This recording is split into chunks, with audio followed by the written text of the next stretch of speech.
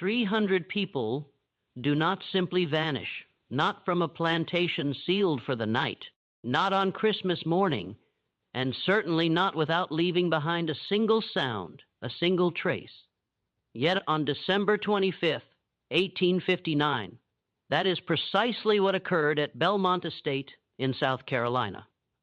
At first light, the overseer arrived to begin the day.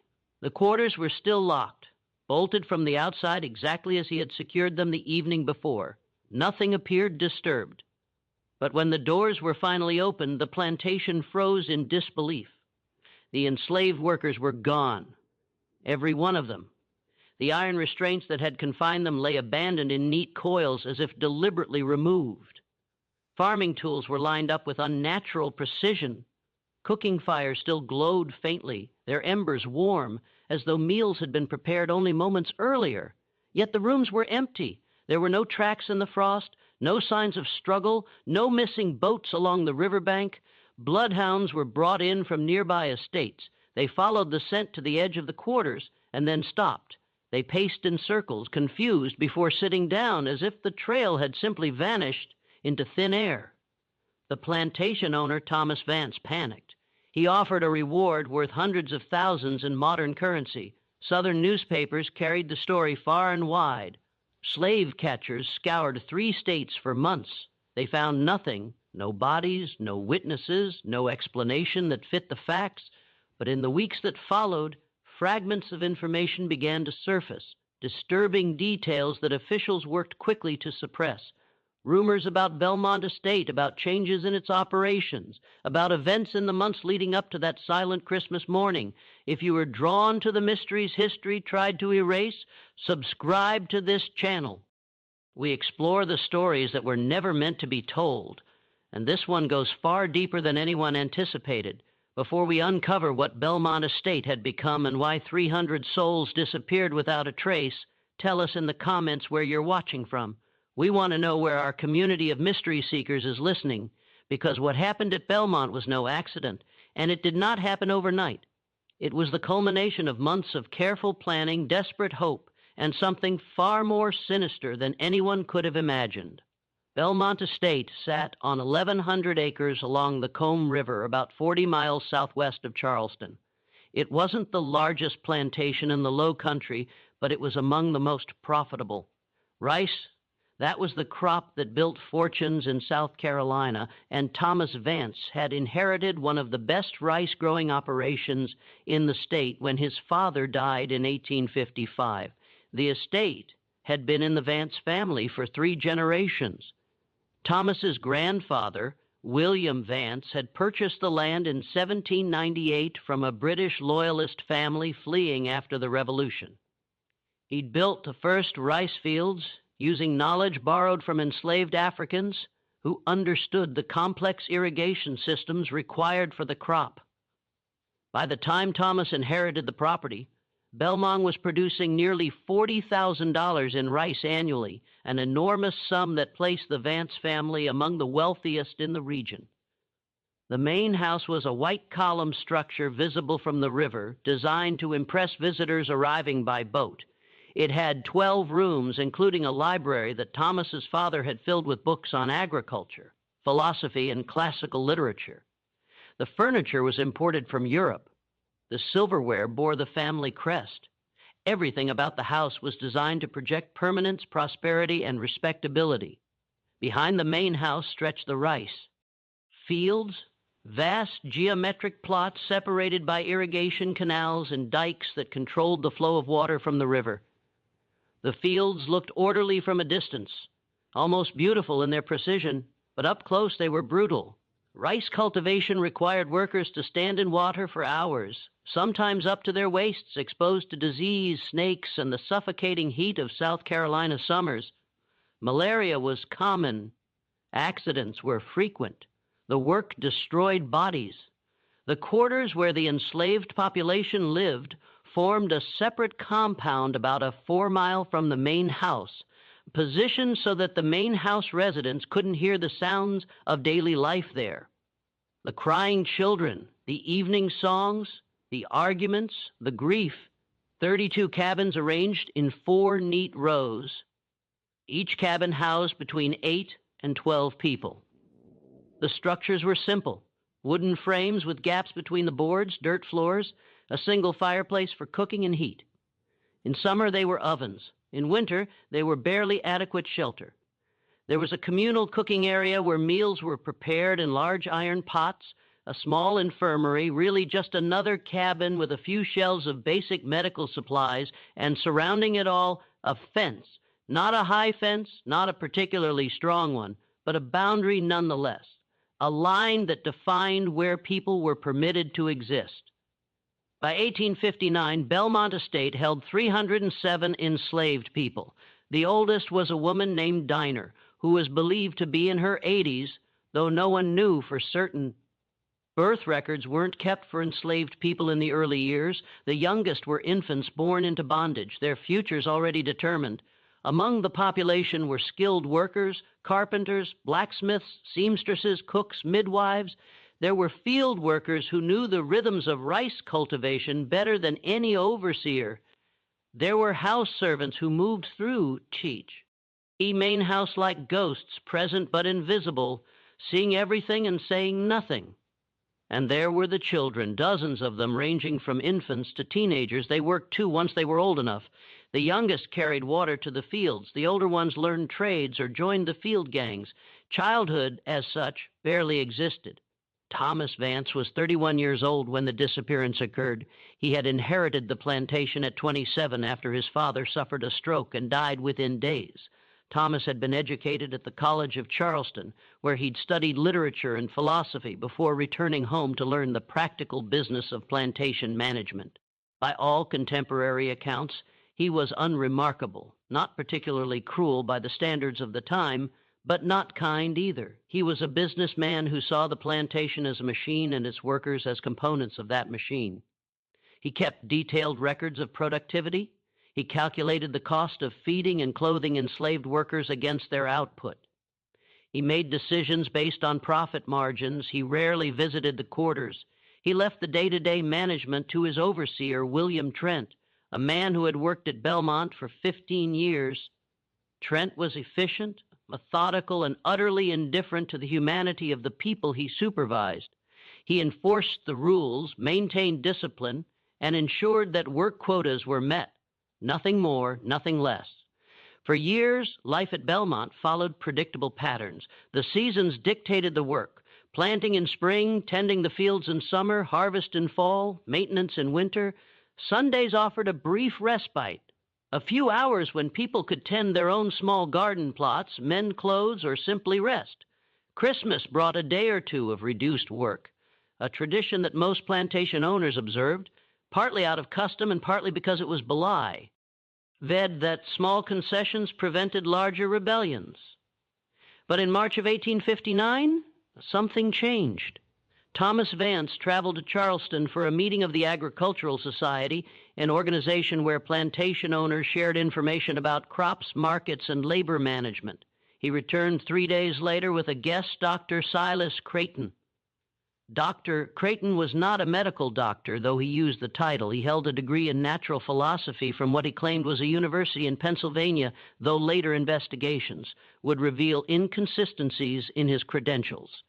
He was 43 years old, tall and thin, with dark hair graying at the temples and eyes that seemed to catalog everything they saw. He had spent years traveling through the Caribbean and South America, studying what he called labor efficiency systems. He'd observed sugar plantations in Cuba, coffee plantations in Brazil, and mining operations in Peru.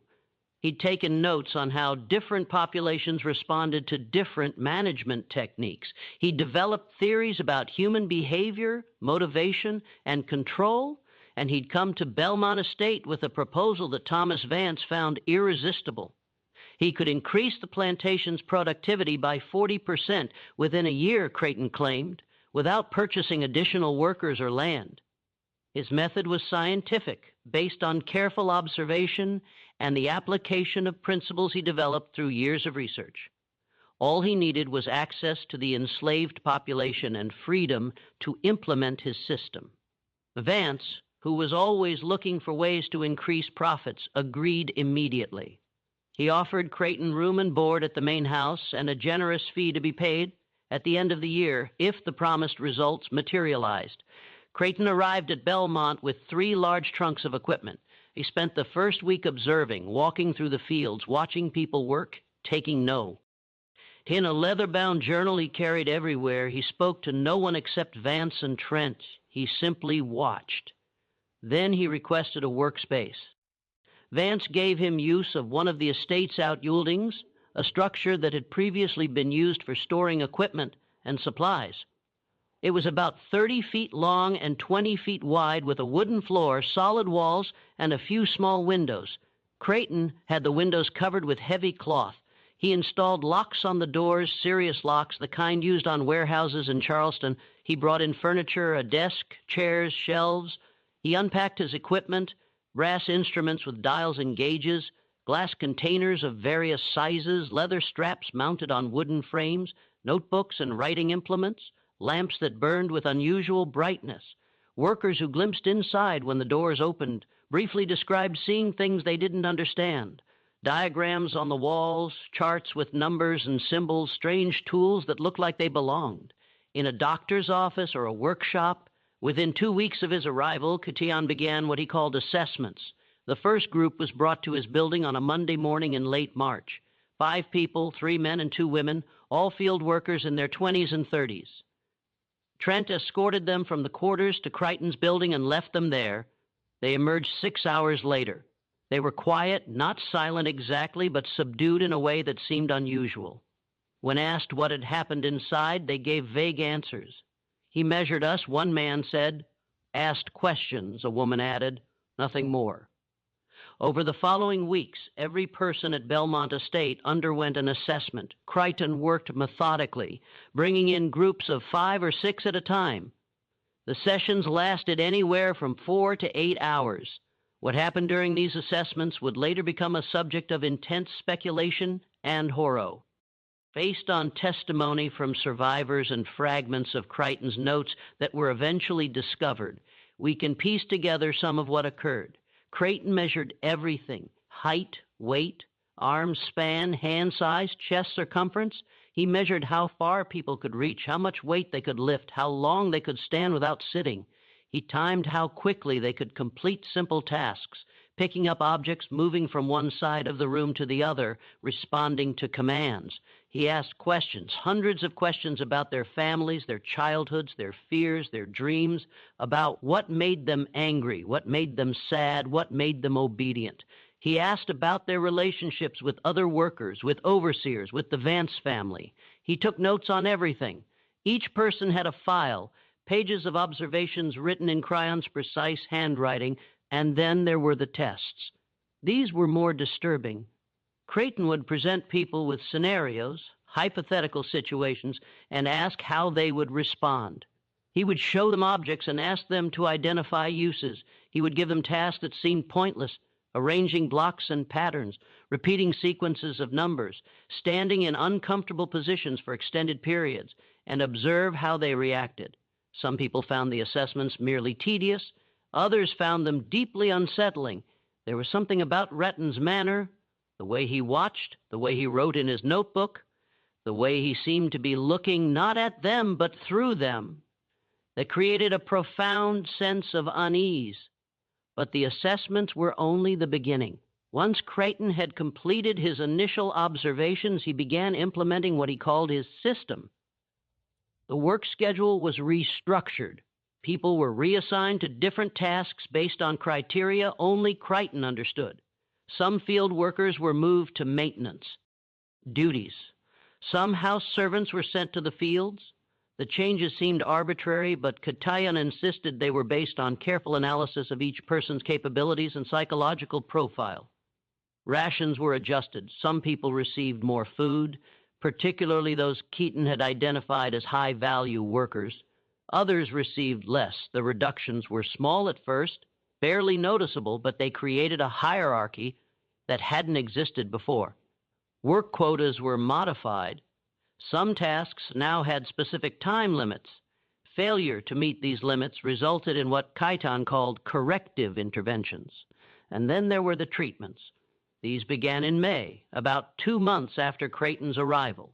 Workers who showed signs of what Creighton called reduced efficiency, illness, exhaustion, or simply moving too slowly were taken to his building for correction. These sessions were different from the assessments. They lasted longer, sometimes an entire day, and the people who underwent treatment came back changed. The changes were subtle at first. A field worker named Marcus, who had always been talkative and quick to laugh, returned from a treatment session, quiet and focused. He worked faster than before, never pausing to rest, never speaking unless spoken to. His wife said he barely slept anymore. He would lie awake at night staring at the ceiling as if he'd forgotten how to rest. A woman named Lily, who had been recovering from a fever, underwent treatment and returned moving mechanically, as if her body was operating on instructions her mind wasn't fully processing. She would start a task and continue it until someone physically stopped her, even if the task was complete. A young man named Benjamin developed a tremor in his hands after his treatment. The tremor was constant, making fine work difficult. But he never complained. He never asked for help. He simply worked through it, his hands shaking, his face expressionless. By summer, fear had begun to spread through the quarters. People whispered about Creighton's building. They called it the correction house, or simply his place, speaking of it in hushed tones. Parents warned children to work hard, to never give Trent or Creighton a reason to notice them. But working hard wasn't always enough. Creighton's criteria for who needed treatment seemed to expand. At first, it was only people who were clearly struggling, the sick, the injured, the exhausted. But gradually, others were selected, people who asked too many questions, people who seemed to be forming close friendships with others, people who sang certain songs or told certain stories. It was as if Rayton was trying to identify and eliminate something, some quality or characteristic that he saw as problematic. And then people started dying. The first death occurred in early July. Henry was 32 years old, a field worker who had been at Belmont his entire life. He was strong, healthy, known for his ability to work long hours in the brutal heat without complaint. He had a wife, Clara, and 3 children. In late June, Creighton selected Henry for treatment. The reason wasn't clear. Henry hadn't been sick or slow, but Trent brought him to the correction house on a Tuesday morning. He emerged 2 days later. Clara said he was different immediately. He wouldn't speak to her. He wouldn't eat. He would stand in their cabin staring at the wall for hours. When she tried to touch him, he flinched away. In the fields, he worked with a strange intensity, moving faster than seemed humanly possible, never stopping, never resting. Other workers tried to talk to him, but he didn't respond. It was as if he couldn't hear them, or as if he'd forgotten how to process language. After 4 days, he collapsed in the field. The other workers carried him to the infirmary, where he lay on a cot, his eyes open, but unseeing. He died that night without ever speaking again. The official cause of death was listed as fever, but everyone knew that wasn't right. Henry hadn't had a fever. He'd had something else, something that had been done to him in Creighton's building. 3 more people died over the next 2 weeks. All of them had recently undergone treatment. All of them exhibited similar symptoms: withdrawal, mechanical behavior, inability to eat or sleep, followed by sudden collapse. Creighton showed no concern. When Vance questioned the deaths, Creighton explained that some subjects were incompatible with the optimization process. It was unfortunate, he said, but inevitable. The benefits to the overall system outweighed the occasional loss. Vance focused on the productivity numbers that were indeed improving, accepted this explanation. But in the quarters, the deaths created a crisis. People were terrified. They didn't understand what was happening in the correction house, but they knew it was dangerous. They knew that being selected for treatment might mean death, and they knew they had no way to refuse. In August, a woman named Ruth tried to run. She was 24 years old. A house servant who worked in the main house kitchen, she had been selected for treatment and was scheduled to report to Creighton's building the following morning. Instead, she ran. She left in the middle of the night, taking nothing with her, heading north through the woods. She made it 6 miles before the dogs found her at dawn. The punishment was public and brutal. Vance, who rarely involved himself in discipline, made an exception. Ruth was whipped in front of the assembled population, a reminder of what happened to those who tried to escape. But the whipping wasn't the end of it. Afterward, she was taken to Toraton's building for what he called behavioral correction. She was inside for 3 days. When she emerged, she could walk and work, but she never spoke again. Not a word, not a sound. Her eyes were open, but they seemed empty, as if something essential had been removed. People who had known Ruth said it was like looking at a shell. The person who had been Ruth, who had loved singing, who had told funny stories, who had dreamed of freedom, was gone. What came back was something else. The incident with Ruth marked a turning point. Before there had been fear, now there was terror. And beneath the terror, something else was growing, rage. But rage alone wasn't enough. The people at Belmont Estate had learned through generations of bondage that open rebellion was suicide. The system was designed to crush resistance. The laws, the weapons, the dogs, the neighboring plantations that would send reinforcements, all of it was arrayed against them. If they were going to act, they would need to be smart. They would need to be careful. They would need to plan. And they would need to do it in a way that Khitan, with all his observations and measurements and psychological theories, would never detect. If you're as disturbed by this as we are, hit that like button and let us know in the comments what you think was really happening in Khitan's building. Because what comes next reveals that while Weilerton thought he was controlling everything, he was actually missing the most important thing happening right under his nose. The truth is, Weilerton was conducting his experiments, convinced that he was breaking down individual will and preventing collective action. The people of Belmont Estate were doing something he never anticipated. They were organizing. The organization began in the most unlikely place among the children. At Belmont Estate, as at most plantations, enslaved children occupied a strange position. They were too young to be seen as serious threats, too small to be worth the constant surveillance that adults endured. They moved through spaces that adults couldn't, carrying messages between the fields and the quarters, running errands to the main house, playing in areas that overseers ignored, and they were watching everything. In the months after Creon's arrival, the children began exhibiting strange behaviors that adults noticed, but overseers didn't. They would gather in specific locations at specific times, always briefly, never long enough to attract attention, behind the woodshed at dusk near the old well that no longer worked, in the space between two particular cabins where the shadows fell just right. They would sing certain songs, always the same ones, with lyrics that seemed innocuous but carried embedded meanings. Songs about rivers and stars and journeys, songs their grandparents had taught them, songs that had been passed down through generations, songs that contained maps and instructions disguised as simple melodies. One song, which a visitor to a neighboring plantation recorded in a journal, included the lines, "When the master sleeps and the river runs, we'll follow the drinking gourd to the promised sun." The drinking gourd was a known code for the Big Dipper used by people escaping slavery to navigate north. But when the master sleeps and the river runs, those phrases were specific. Temporal markers, instructions for timing. The children were messengers carrying information in ways that seemed innocent.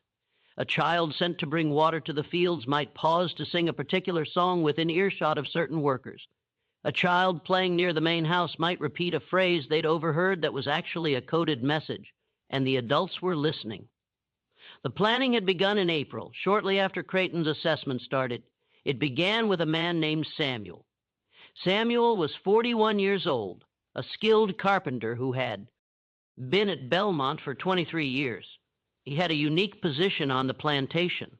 Because of his skills, he was given more freedom of movement than most. He repaired buildings, built furniture, maintained the structures that kept the plantation functioning. This meant he could move between the main house, the quarters, the outbuildings, and the fields without arousing suspicion. It also meant he had access to places other people didn't. In early April, while repairing a door at one of the storage buildings, Samuel noticed something.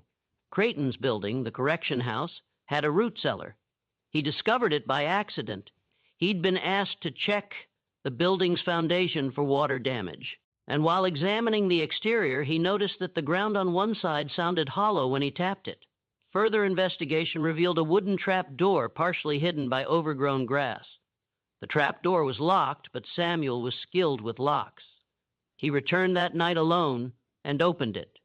The root cellar was larger than he expected, about 10 feet square with a dirt floor and stone walls. It was clearly old, probably built when the structure had been used for food storage years earlier. But what caught Samuel's attention was something else. One wall of the cellar had a gap at the bottom, a space where the stones didn't quite meet the ground. Cool air flowed through the gap. Samuel investigated further. The gap led to a tunnel. The tunnel was old, very old. It had been built decades earlier as part of the plantation's original drainage system, designed to divert water from the rice fields during heavy rains. The system had been replaced years ago with a more efficient design, and the old tunnels had been sealed and forgotten. But this one hadn't been completely sealed. It was still possible. Samuel explored as far as he dared that first night. The tunnel was about 4 feet high and 3 feet wide, shored up with timber that was rotting in places, but still mostly intact. It ran underground, heading in the direction of the river. He couldn't follow it all the way. He didn't have enough light, and he needed to get back before his absence was noticed. But he'd seen enough. The tunnel was a way out. Over the next week, Samuel told 3 people, his wife Rachel, and 2 men he trusted absolutely, Daniel and Joseph. Both were field workers, both were strong and smart, and both had families they were desperate to protect. They began to plan. The tunnel would need to be cleared. Parts of it had collapsed over the years, and debris blocked sections of the passage.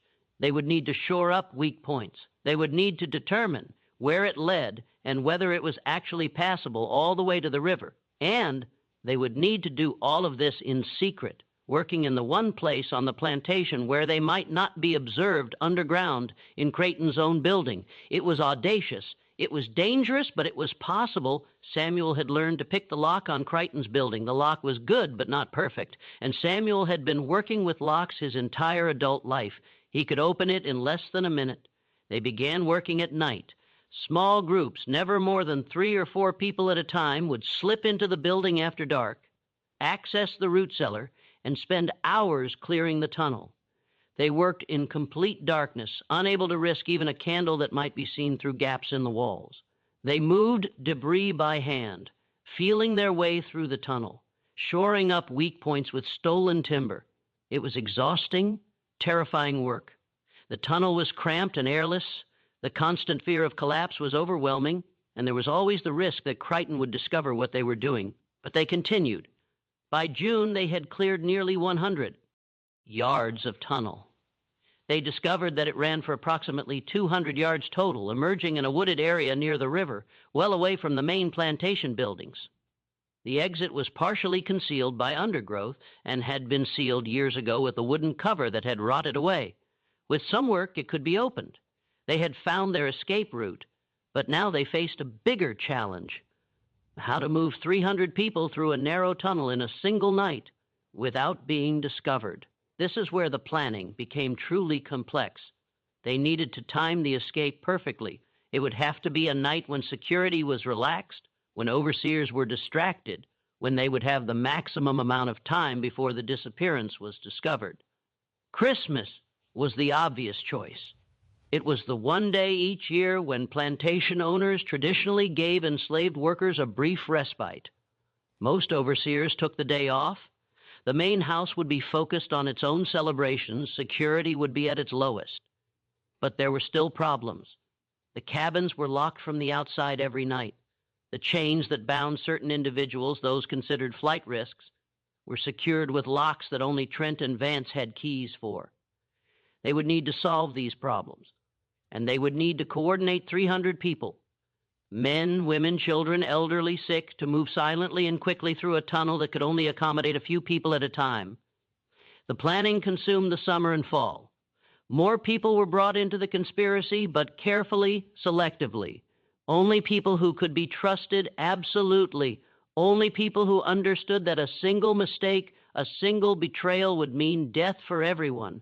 They developed a system of signals. Certain songs meant certain things, certain phrases spoken in certain contexts carried instructions. The children became the primary messenger, moving between groups, carrying information in ways that seemed innocent. They stockpiled supplies, small amounts of food taken from rations and hidden in the tunnel, water containers, blankets, anything that might be needed for the journey after they emerged from the tunnel. They made contact with the Underground Railroad. This was perhaps the most dangerous part of the plan. The Underground Railroad network extended even into South Carolina, but it was secretive, fragmented, and constantly under threat. Making contact required finding someone who could be trusted, someone who could arrange for boats to be waiting at the river on Christmas night. Samuel made the contact through a free black man who worked as a ferryman on the Combahee River. The ferryman knew people who knew people. Messages were passed through a chain of intermediaries, each knowing only what they needed to know. By December, the plan was in place. On Christmas Eve, while the main house celebrated and the overseers drank and relaxed, the people of Belmont Estate would begin moving through the tunnel. They would go in groups, timed carefully to avoid crowding. The strongest would go first to help others through difficult sections. Families would stay together. The elderly and children would be assisted. They would emerge near the river where boats would be waiting. Boats arranged by the Underground Railroad network. The boats would take them downriver to the coast where they would be transferred to a ship.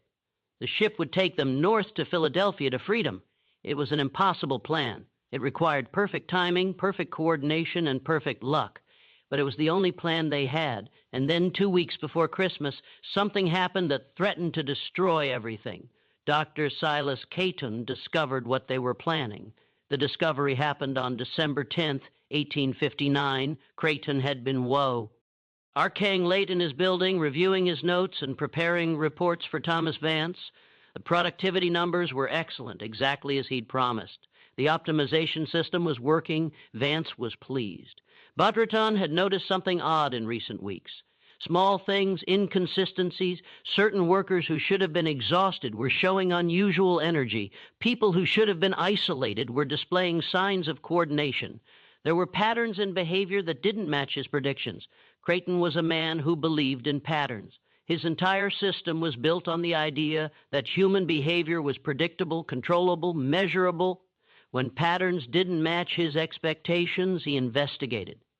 That night, while organizing his files, he heard a sound. It was faint, barely audible, a scraping sound coming from below. Creighton froze. He listened. The sound came again, definitely from below, from the root cellar. He took a lamp and descended the stairs to the cellar. The trap door was closed, but when he examined it closely, he saw fresh scratches around the lock. Someone had been opening it. Creighton opened the trap door and descended into the cellar. He found the tunnel immediately, and he found evidence that it had been recently used. Fresh footprints in the dirt, disturbed debris, the smell of human sweat in the stale air. Someone had been using his building to access an underground passage. Creighton's mind worked quickly. He understood immediately what this meant. An escape route, a secret passage that he hadn't known existed, right beneath his own workspace. He should have alerted Vance immediately. He should have called for Trent and the overseers. He should have had the tunnel sealed and the conspirators identified and punished. Butterton didn't do any of those things because he saw something else, an opportunity.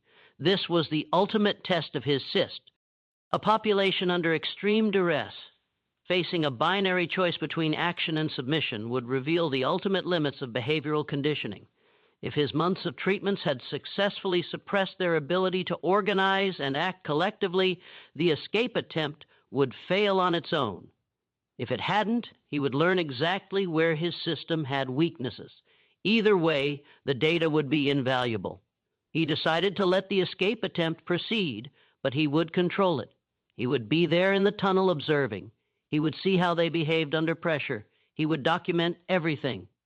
It was to him the culmination of his experiment. He spent the next 2 weeks preparing. He recruited 2 men from Charleston, hired muscle, men who asked no questions and did what they were paid to do.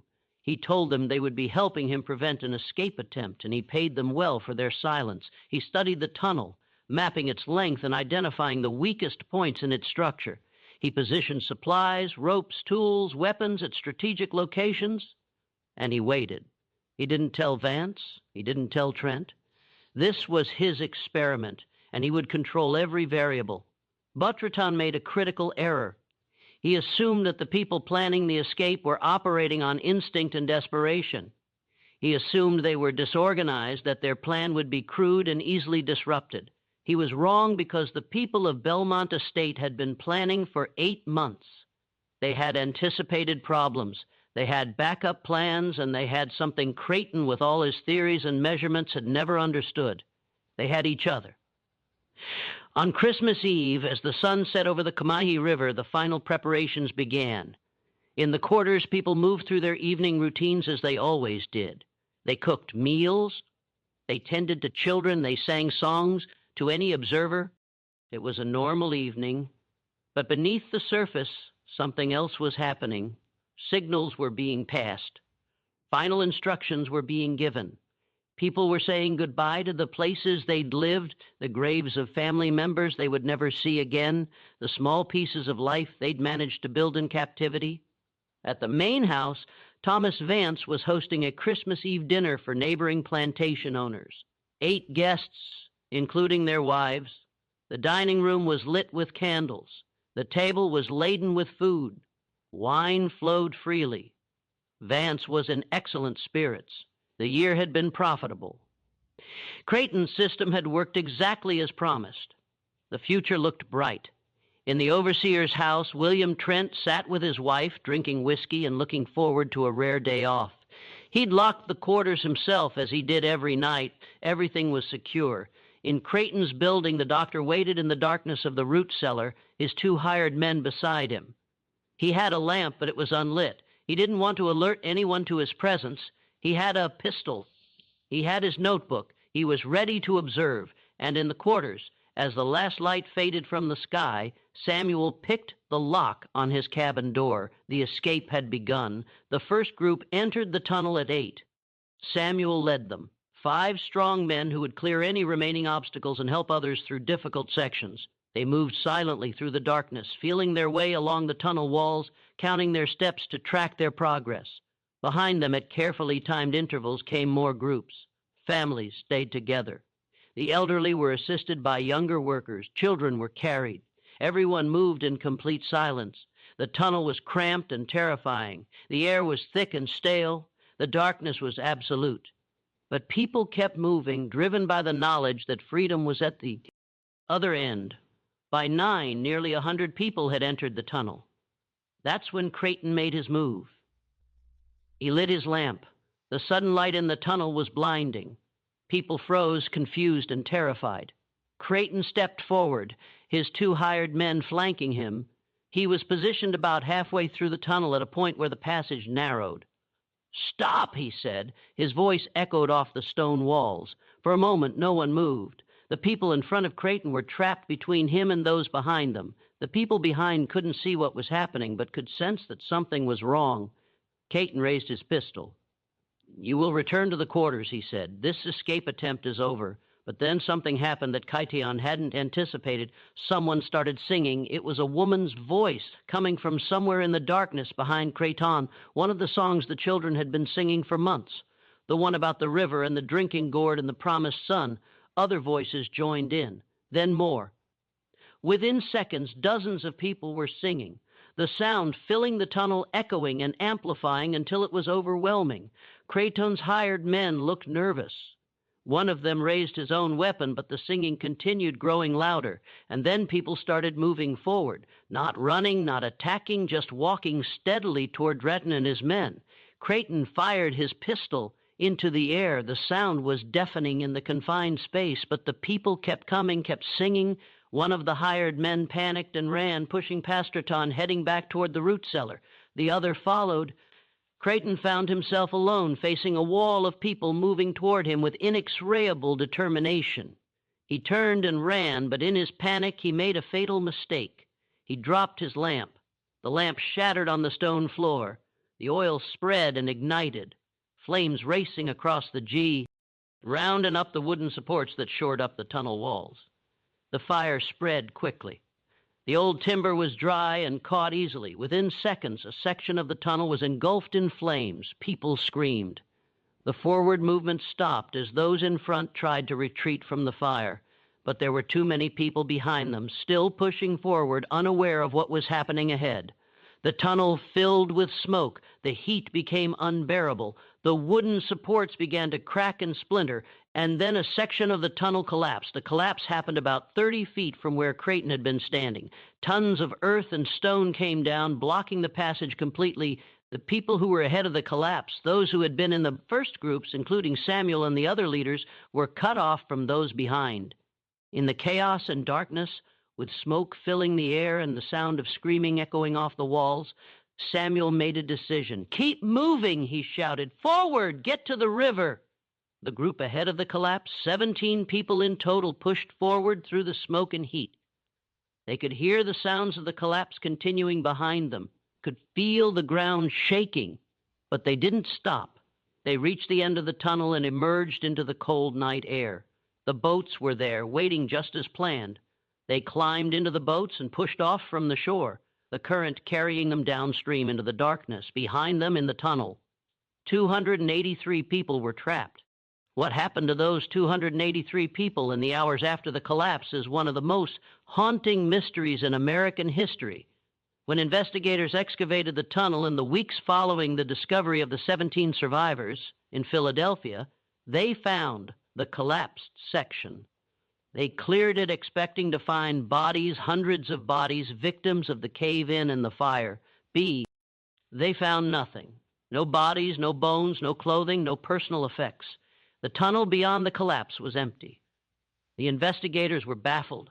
They brought in engineers to examine the structure.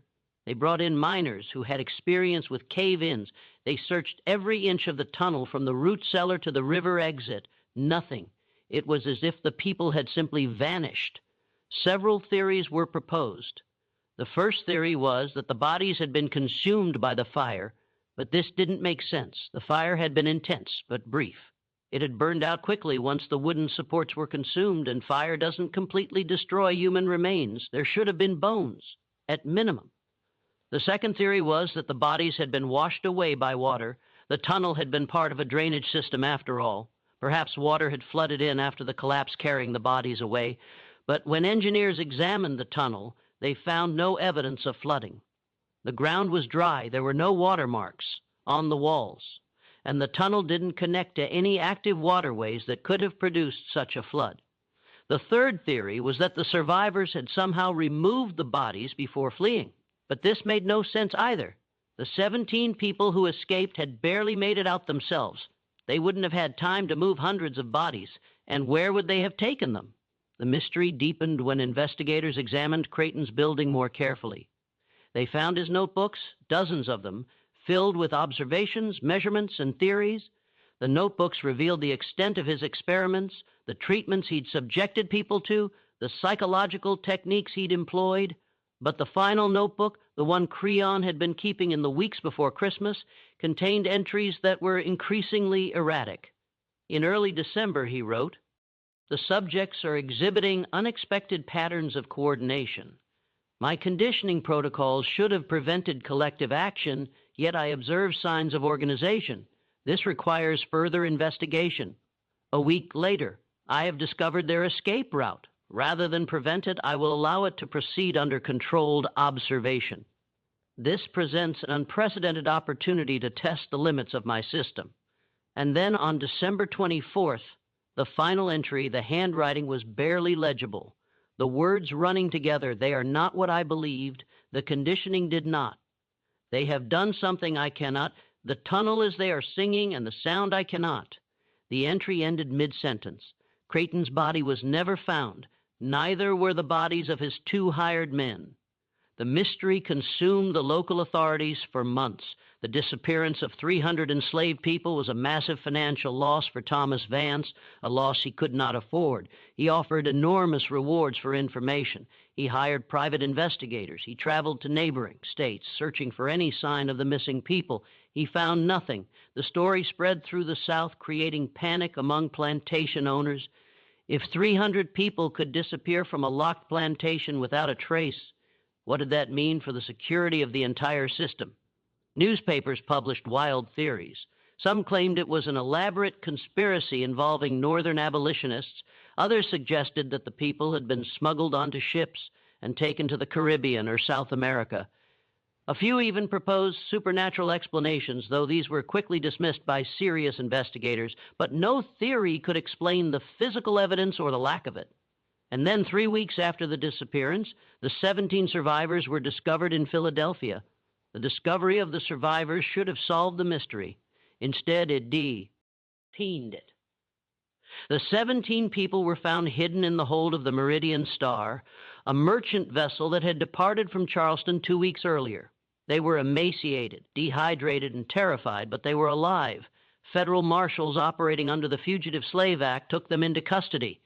Thomas Vance traveled to Philadelphia to identify and reclaim his property, but the 17 refused to speak in front of Vance or the federal authorities. They would only talk to Margaret Lindsay, a Quaker abolitionist who had been providing aid to freedom seekers for years. Lindsay met with them in the jail where they were being held. She spent hours listening to their stories, taking notes, trying to understand what had happened. What they told her was documented in letters she wrote to fellow abolitionists, letters that were later published in anti-slavery newspapers, though their authenticity was fiercely disputed by Southern publications. According to these accounts, the escape had been planned for 8 months, exactly as investigators had suspected. The tunnel had been cleared in secret. The timing had been carefully calculated. The boats had been arranged through Underground Railroad contacts. Everything had been going according to plan until Crichton appeared in the tunnel. The survivors described the confrontation. Crichton's lamp, his pistol, his demand that they return. They described the singing that had started spontaneously, the way people had moved forward despite the threat. They described the fire and the collapse. But then their accounts became fragmented and contradictory. One woman, whose name was recorded only as E, told Lindsay something that didn't appear in the official reports. She said that when the tunnel collapsed, she was near the front of the group, close enough to make it through before the passage was completely blocked. But she could hear what was happening behind her. She heard screaming at first, as expected, but then the screaming stopped, and she heard something else singing. It was coming from deeper in the tunnel, from the direction where the others had been trapped. Not screaming, not crying, singing the same songs the children had been singing for months, the ones with the coded messages. It was like they knew, E told Lindsay, like they'd planned for this too, like the collapse wasn't the end. It was part of something else. Lindsay pressed her for details. What did she mean? What could they have planned? E couldn't explain. She only knew what she'd heard, singing, growing louder, echoing through the tunnel even as the collapse continued. Another survivor, a man named Peter, told a different story. He claimed that he'd been near the back of the group that made it through. He'd looked back just before the final collapse, and in the light of the flames, he'd seen something that made no sense. He saw people. He couldn't tell who in the darkness deliberately pulling down the support beams, not accidentally, not in panic. Deliberately, methodically bringing down the tunnel behind them. They were sealing it, Peter said. On purpose, they didn't want anyone to follow. Lindsay asked the obvious question, why would they seal themselves in? Peter had no answer. He only knew what he'd seen. A third survivor, a young woman named Sarah, told yet another story. She said that in the days before Christmas, there had been whispers in the quarters, whispers about a second plan. She didn't know the details.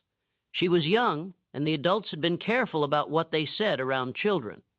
But she'd heard fragments, something about the deep way, something about where the masters can't follow.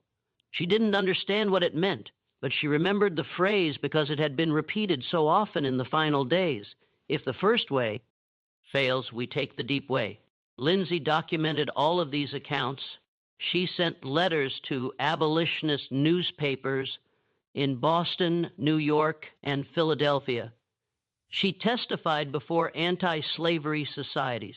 She tried to use the story to fuel opposition to slavery, but the accounts were so contradictory, so strange, that many people dismissed them as exaggerations or fabrications. Southern newspapers certainly did, claiming that Lindsay had invented the entire story to serve her abolitionist agenda. The 17 survivors were eventually returned to slavery under the Fugitive Slave Act. They were transported back to South Carolina in chains, but they never returned to Belmont Estate. Thomas Vance, perhaps fearing that their presence would inspire others, sold them to different plantations across the state. They were separated, scattered, their stories lost. Margaret Lindsay continued to search for answers. She corresponded with other abolitionists, trying to find any trace of the missing 283 people. She never found anything.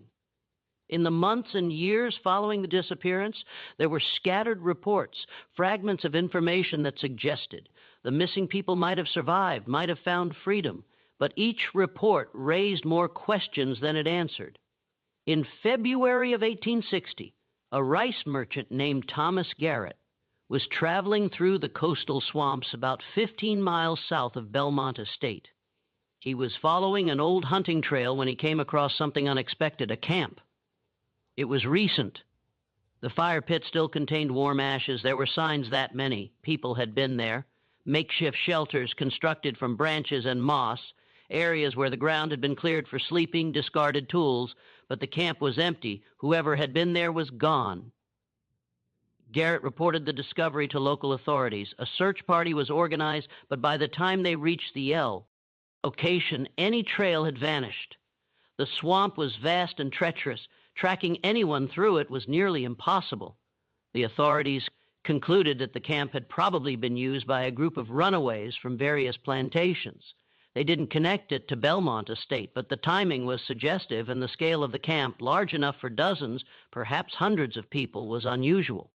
In April of 1860, a ferryman named Jacob Mills, who operated a crossing on the Savannah River between South Carolina and Georgia, reported something odd to his local sheriff.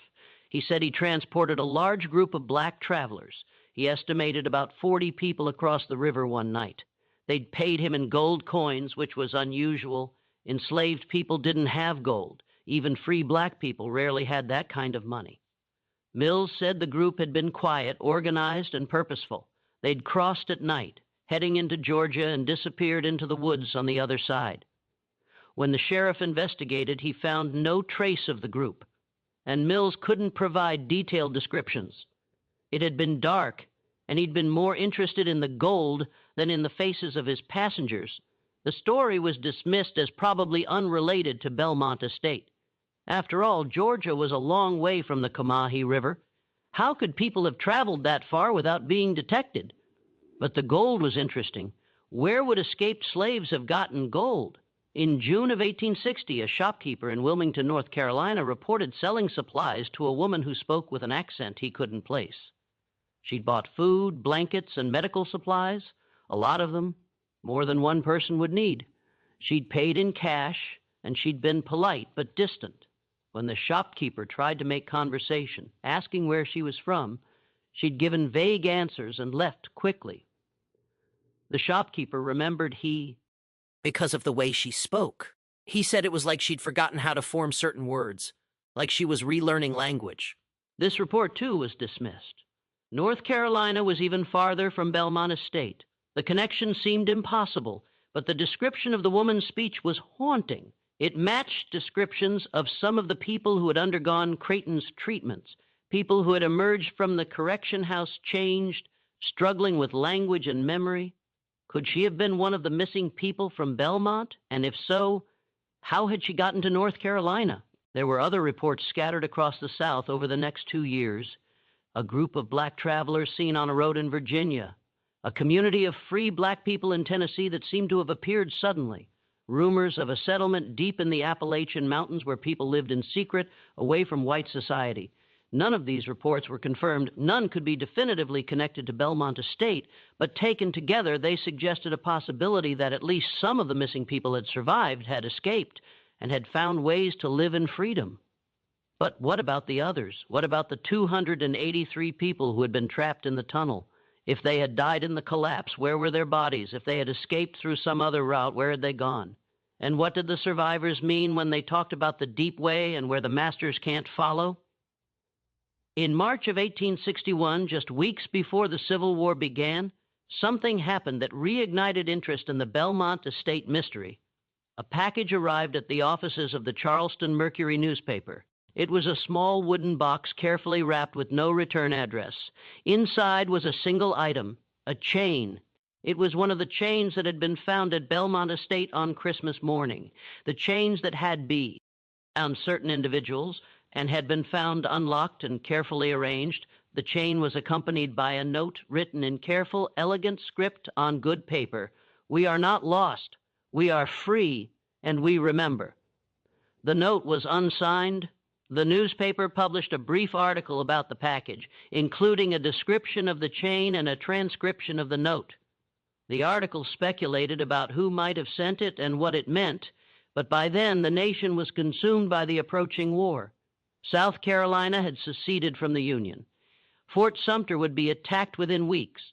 The mystery of Belmont Estate, which had dominated local news for over a year, faded from public attention. Thomas Vance lost his plantation during the war. The Union Army occupied the Low Country in 1862, and Belmont Estate was abandoned. The enslaved people who had remained, those who hadn't disappeared on Christmas, were freed. Vance never recovered financially. He died in 1867, still offering a reward for information about the disappearance, still searching for answers. Dr. Silas Creighton was never seen again after Christmas Eve, 1859. His family in Pennsylvania, when contacted by investigators, claimed no knowledge of his work in South Carolina. They said he'd always been secretive about his research.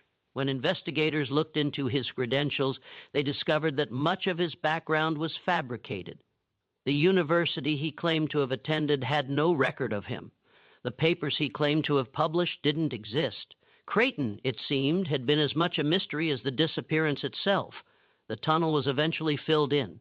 The buildings at Belmont Estate were torn down in the 1880s. The land was sold and subdivided. Rice cultivation in the area declined as the economy changed. Today, there's a small historical marker near where Belmont Estate once stood. It mentions the plantation's role in rice cultivation and notes that it was abandoned during the Civil War. It doesn't mention the disappearance. It doesn't mention the 300 people who vanished on Christmas morning. It doesn't mention Dr. Creighton or his experiments. The story has been largely forgotten, but the mystery remains. Over the years, historians and researchers have proposed various theories about what happened to the missing people of Belmont Estate.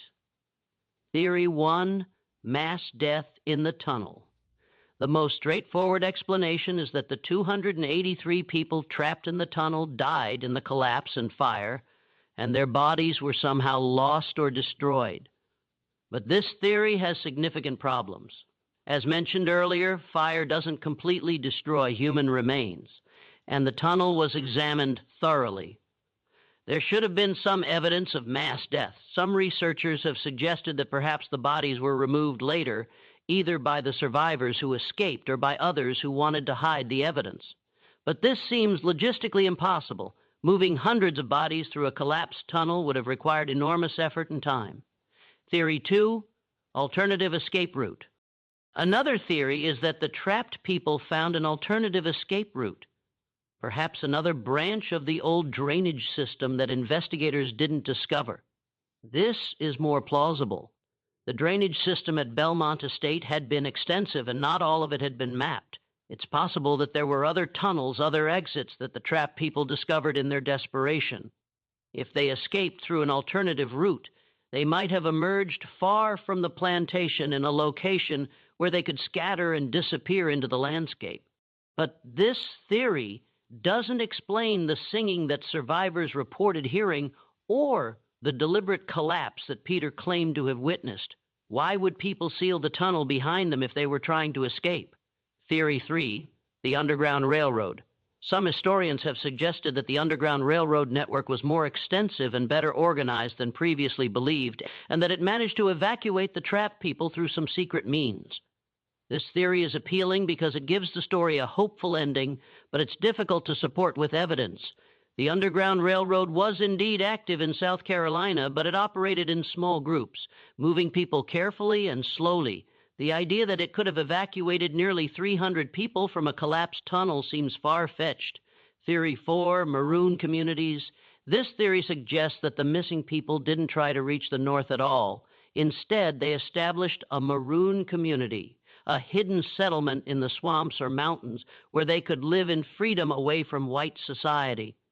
Maroon communities existed throughout the Americas, including in the United States. The Great Dismal Swamp on the Virginia-North Carolina border harbored such communities for decades.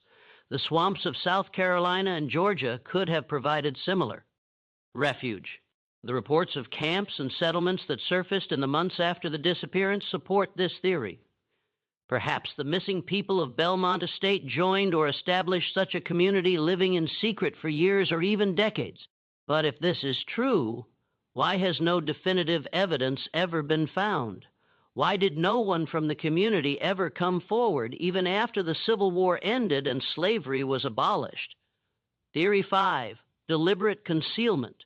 The most disturbing theory is that the missing people did die in the tunnel, but that their deaths were deliberately concealed by authorities who didn't want the story to become public.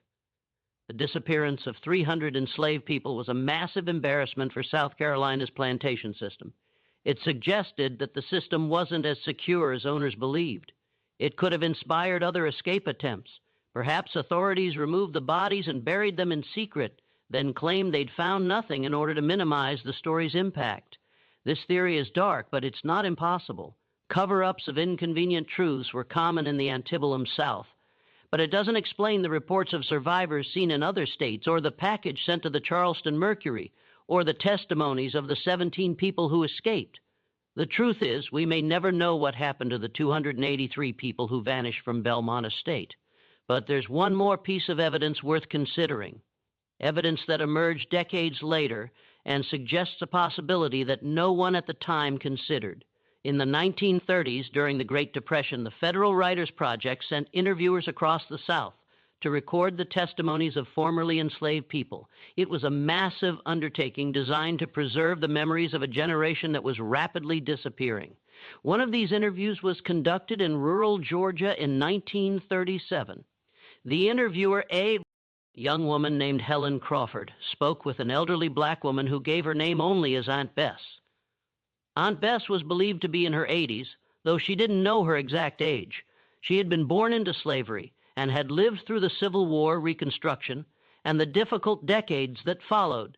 Crawford asked her about her memories of slavery. Aunt Bess spoke about the plantation where she'd grown up, about the work she'd done, about the family members she'd lost.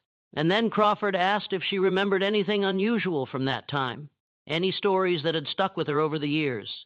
Aunt Bess was quiet for a long moment. Then she said, "I remember before the war. I remember people talking about the plantation where everybody walked away. It was down in South Carolina near the river. My grandmother told me about it. She said it was a Christmas miracle." Crawford asked her to explain. "My grandmother said they didn't run." Aunt Bess continued. "They walked together, and they went somewhere the masters couldn't follow because the masters didn't believe it existed." Crawford asked what she meant. "Where did they go?" Aunt Bess smiled. "Freedom." She said they went to freedom. And once you really believe in it, really believe it's possible, you can find ways to get there that nobody else can see. Crawford pressed her for more details. Did her grandmother know anyone from that plantation? Did she know what actually happened? Aunt Bess shook her head. "My grandmother just said that sometimes when people have nothing left to lose, they find strength they didn't know they had. And sometimes when people work together, really together, they can do things that seem impossible." She paused, then added, "My grandmother said the masters never understood that. They thought if you broke people down one by one, you could control them. But they didn't understand that breaking. People down could also bring them together, that shared suffering could become shared strength." The interview is preserved in the Library of Congress, part of the Federal Writers Project collection. It's a brief document, just a few pages, and it doesn't provide any concrete information about what happened at Belmont Estate, but it offers something else, a perspective that the white investigators and newspaper reporters of 1859 never considered. Perhaps the missing people of Belmont Estate didn't escape in spite of what Creighton had done to them. Perhaps they escaped because of it. Creighton's experiments had been designed to break individual will, to create isolated, controllable subjects. But perhaps instead, they'd created a shared experience of trauma that bound people together more strongly than anything else could have. Perhaps the treatments, the fear, the deaths, perhaps all of it had forged a collective determination that was stronger than any individual will could have been. Perhaps that's what the singing in the tunnel represented. Not panic, not despair, but unity. A declaration that they were together, that they would face whatever came as one. And perhaps the deep way that survivors mentioned wasn't a physical route at all.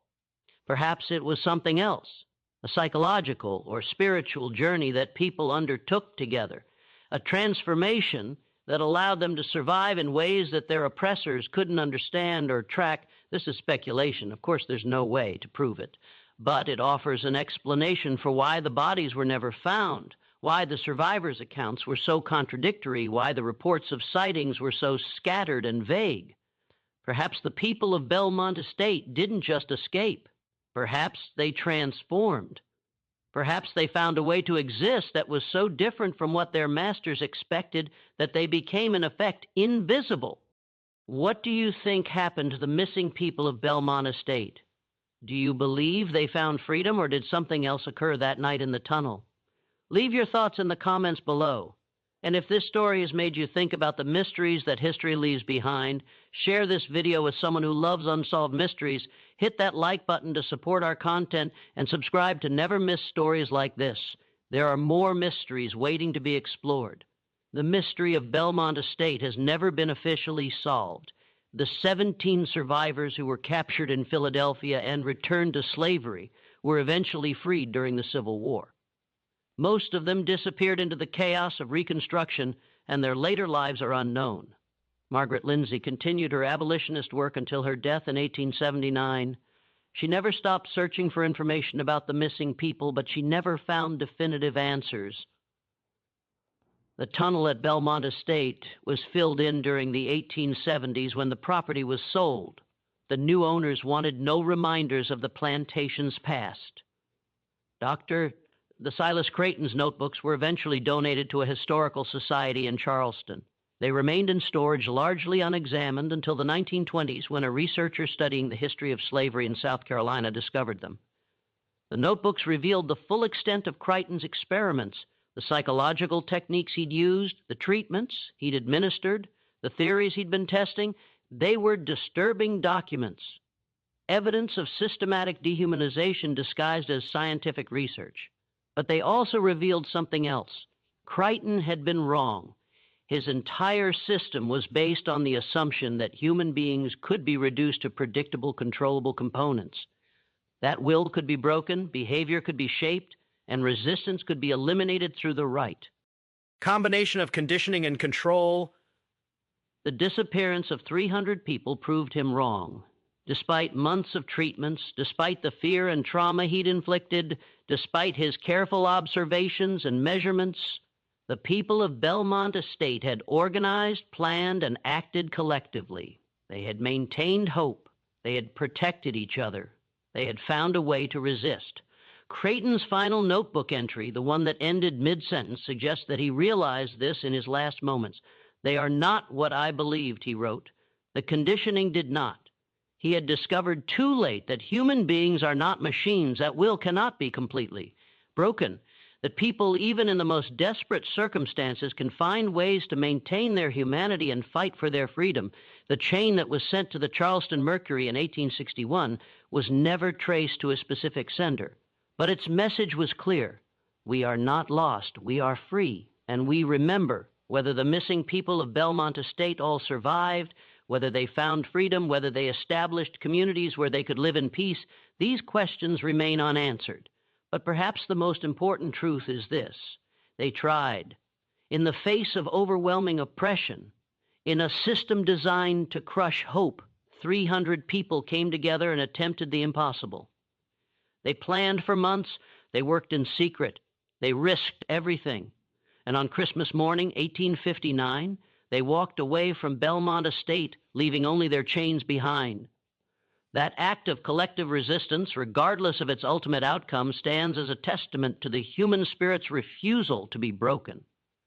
The historical marker near the site of Belmont Estate doesn't mention any of this. It doesn't tell the story of the disappearance or of Dr. Creighton's experiments or of the 300 people who vanished. But the story exists in archives, in old newspap, yes, in the testimonies of survivors and the memories passed down through generations. And it exists in the questions that remain unanswered. What happened in that tunnel on Christmas Eve, 1859? Where did the missing people go? How did they survive if they survived?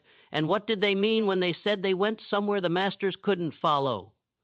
These questions may never be fully answered, but they remind us that history is full of mysteries, events that challenge our understanding, that resist simple explanations, that force us to confront the limits of what we know.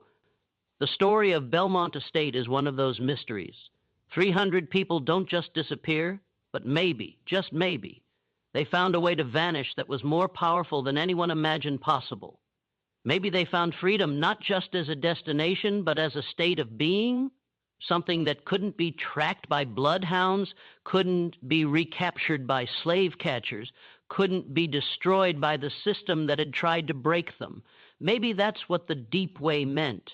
Not a physical route, but a transformation so profound that it made them invisible to those who had only ever seen them as property.